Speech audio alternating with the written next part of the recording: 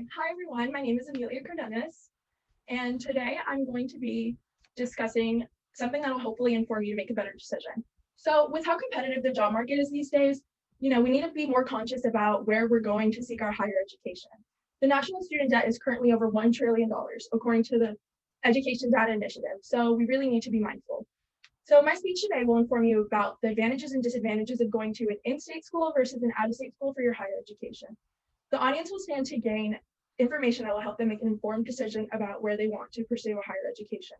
I personally had to do extensive research on the subject, and I was accepted to both in-state and out-of-state universities, and I had to weigh the pros and cons to see where I wanted to go. So my main points are going to be the tuition and housing costs, the traveling and distance, and the job prospects. So for tuition and housing, we all know that college tuition can be quite expensive.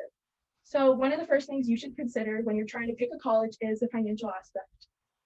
Many people cannot afford to pay for a college out of pocket, so they turn to scholarships, grants, and loans. The financial aspect is one of the most important things for me personally, and I think for many other students. According to the Education Data Initiative, the average cost of in-state tuition is about $9,349, and out-of-state tuition is about $27,023. So a peer-reviewed thesis from the University of Vermont published in 2016 said that there are several factors that are contributing to the economic, institutional, environmental, and societal factors that are making tuition more expensive. So you can look on slide 3 of the PowerPoint to see a graph of the historic total national student loan debt and how it's been rapidly increasing.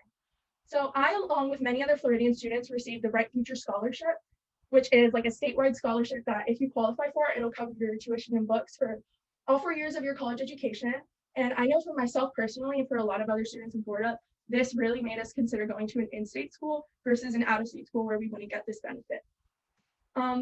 Furthermore, other states offer statewide scholarships, but if the state you live in does not, then this would kind of even out the financial cost and make an in-state school not much better than an out-of-state school when it comes to finances. So tuition is not the only thing that can make college difficult to afford. The traveling expenses can also quickly add up and put a financial burden on you. Along with the traveling expenses, the distance from home can also lead to homesickness, which can affect your academic performance. So the benefit of an in-state school is that you will probably be closer to home, which means you can visit home more often to help curb homesickness, and traveling will be less expensive because you won't have to spend money on plane tickets or like train tickets as you would have to if you went to an out-of-state school. And so according to the University of Florida, the estimated expenses for traveling for an in-state undergraduate student is about $1,120. And you can see slide 4 of the PowerPoint to see the University of Florida's chart of college expenses for the 2022 to 2023 school year. So for out-of-state students, the cost of traveling, you have to take a plane, a bus, a train, or a car, and that can like easily add up because of gas prices and the cost of tickets. And so a peer-reviewed article published by the International Journal of Environmental Research and Public Health, published in 2014, it analyzed the costs and benefits of giving students in Los Angeles free public transportation. And many people are starting to advocate for this, especially in larger cities, because I personally know that in cities like New York City, they do things like discounted or like free public transportation for students. And so as much as I personally wanted to move to a big city for my college education, I also knew that traveling to and from home would be like very expensive. For example, I got into NYU and UCLA, and both of those places, traveling to them can be extremely expensive because it's like, a popular destination. So I knew not only the financial burden, but also the distance from home would limit how much I could visit my family. And as someone who's very close to my family, that was something that was very important to me. Like I wanted to be very close to my hometown. And I know that many other students at UF who are in-state students, the appeal of UF and other like Florida schools is that we're so close to home. So like when we want to go home for a break or for a weekend, it's just like, like a 3 to 5 hour drive, maybe more if you live further away. So these 2 points focus on what you'll deal with during your college experience, but now I want to talk about something you're going to deal with after you graduate based on what kind of college you decide to attend. So in your job search, the location of your college can affect your job prospects. So when it comes to job prospects, certain colleges do have some benefits. For example, if you live in a city where there's a lot more job opportunities and internship opportunities for your specific major, then the location of your college is going to benefit you much more. And so usually if you don't live in like a state that has these kinds of colleges, like if you don't live in New York or you don't live in like Massachusetts, where these states are known for their great colleges, then you'll usually have to go out of state to like take advantage of these kinds of locations.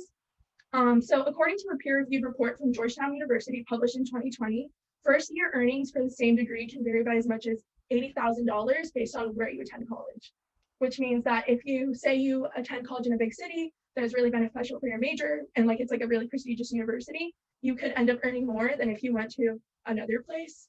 And so according to a co-author of this Georgetown University report, he says that this does not need to be a deciding factor, but it could be something you should consider. And you should view college as like an investment because you're going to put in all this money and hard work. So you should really focus on like the amount of benefit you can get from it.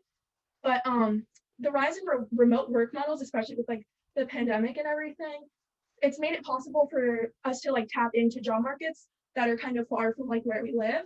And so, reason I struggled with declining my acceptance to NYU and UCLA is because I felt like I was giving up good opportunities because it was not as affordable as UF. But however, I found that living in a college town has its perks because there's lots of job opportunities and internship opportunities. And also it's very nice to live around, other people your age. And so for my undergraduate, I decided to focus on being cost effective. And then for my graduate is what I'm going to do, like what's best for my career and kind of like invest more money. And so to conclude, these points will help you be confident in your decision about where to attend college. The cost of tuition and housing, traveling expenses and distance, and job prospects should form a foundation for your decision. So with this information, hopefully you can join the 94 million Americans who, according to bestcolleges.com, have a some sort of college education without joining the 46 million Americans who, according to Student Loan Hero, have some type of student debt. All right, thank you. And now it's time for our question and answer. Yeah, I was wondering, what are some ways that students can pay for college if they're in state or out of state? So I would recommend something that's like federal or maybe some more niche scholarships. For example, you can apply for the FAFSA if you qualify for it, or you can apply for certain scholarships that are directed towards your major or maybe like to a specific group that you're a part of. For example, like I applied to the Hispanic Scholarship Fund because I'm Hispanic. And there's many more like this. Like there's like scholarships for specific demographics, like women in STEM or other things like that. And that is money that, a company or organization will give to you regardless of where you go. Any more questions? What are some ways students can get help paying for traveling expenses? So when it comes to paying for traveling expenses, there's many things you can do. Personally, I know that there's like student discounts on buses, such as like Red Coach. You can get a student discount with your student ID. Even some airlines offer student discounts or things like carpooling with your friends. I also know UF has this thing called like the ride board where students will post about where they're going and allow other students to carpool along with them. Anything else? I was also wondering how the costs of in-state, out-of-state, like how does that transfer to international students? How does that apply to them differently?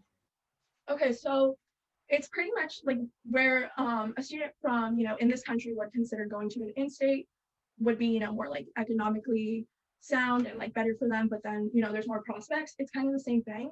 For example, like a student who is international can stay in their country, but if they come to a university here, they might have, more job prospects and like be able to pursue majors and jobs that they otherwise wouldn't be able to pursue. So it's kind of like these three things, like the tuition, housing, the traveling, and how far you'll be from home and like job prospects, but applied to like a more global scale. Anybody else?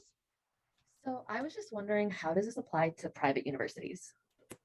So private universities usually are more expensive and usually don't do like the statewide scholarships. So it's a little bit harder to afford them, but they do have an increase in job prospects.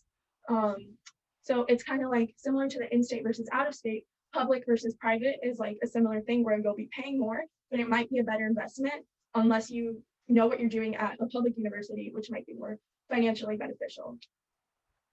Anything else? No? All right. Well, thank you guys.